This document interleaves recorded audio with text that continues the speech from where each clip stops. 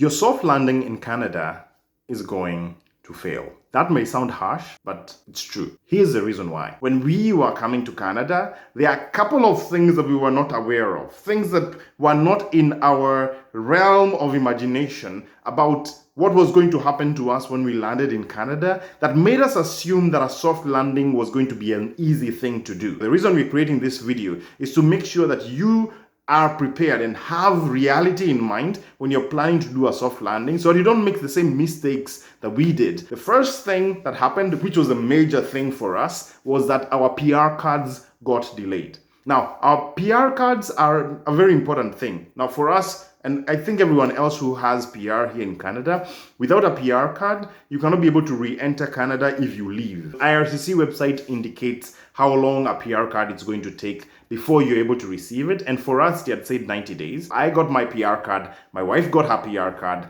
Our daughter did not. Up to date, I have no idea what happened to her PR card. I may have to reapply for her PR card, which was going to take a much longer time. That's one of the big things that we had not anticipated for. If they say that they're going to deliver you your PR card within this amount of time, it is possible that it's not actually going to happen as expected. The second thing that we did not think would happen is that we would fall in love with Canada and the status quo. Once you get here, you get into sort of a mode of operation that makes you want to stay. Imagining the whole stress of going back home and starting to pack again, to come back again, to go through the entire stress of booking Airbnbs. Why don't we just stay? Because if we stay, we won't have to pack again. We won't have to endure a very long flight. The next thing that we did not think would happen is that you cannot be able to get anything in Canada, at least in Saskatchewan where we are. You cannot be able to get anything here without proving that you are a resident. Proving that you are a resident means that you have to have a lease. The other thing that you'd show as proof of residence is something like a power bill. They do not accept cell phone bills because that you can move around the entire country,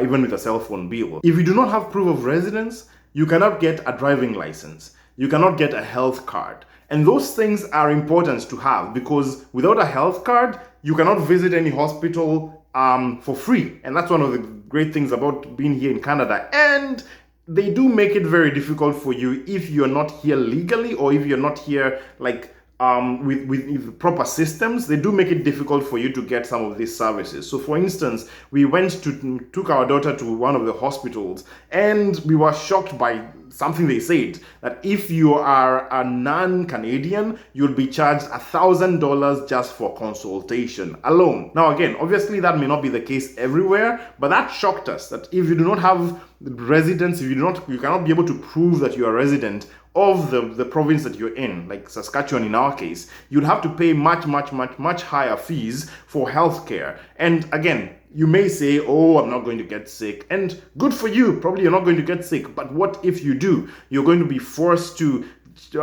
part with a lot of money just to pay for basic healthcare that everyone else gets for free and you would get for free if you had actually just settled down and taken roots. The other thing is that you cannot be able to drive on Saskatchewan roads past 90 days without a Saskatchewan license. I live in Saskatoon and public transport is good. You can be able to use it to get around. However, it's very inconvenient in the sense that like for where I live, it only goes one way. And so if you're going to some other part of the same neighborhood, you would actually have to wait for like another 40 minutes and go all the way to downtown and go all the way back for you to be able to be brought back to where you are. And so it's pretty inconvenient to use public transport on its own. And so you'll have to use Ubers, which are very expensive. So you really do need to have a driving license and you do need to get a car, all of which you cannot be able to get unless you're able to prove that you are a resident. The system has a way of getting you to actually settle down. The other thing that was a reality check for us was that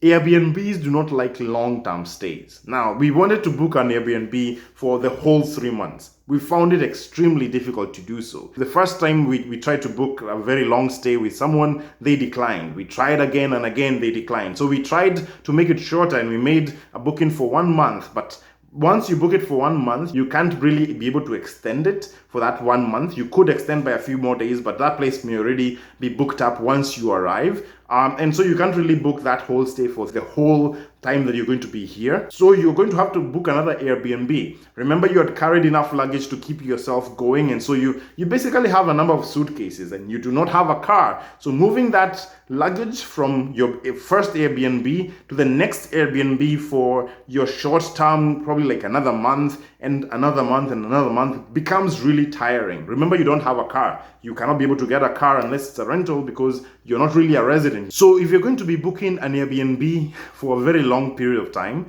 you will have to break it apart into several weeks in one place, several weeks in another place, and can become very, very destabilizing. The other reality check for us was maintaining your life back home becomes expensive and tedious. You most likely are relying on people like family and friends to keep your life going back home. You're most likely maybe paying rent if you're renting back in your home country, and you're probably still holding down the life, as it were, that you put it on ice, and you do not know when you're going to go back. It's indefinite because let's say something goes wrong with your PR cards.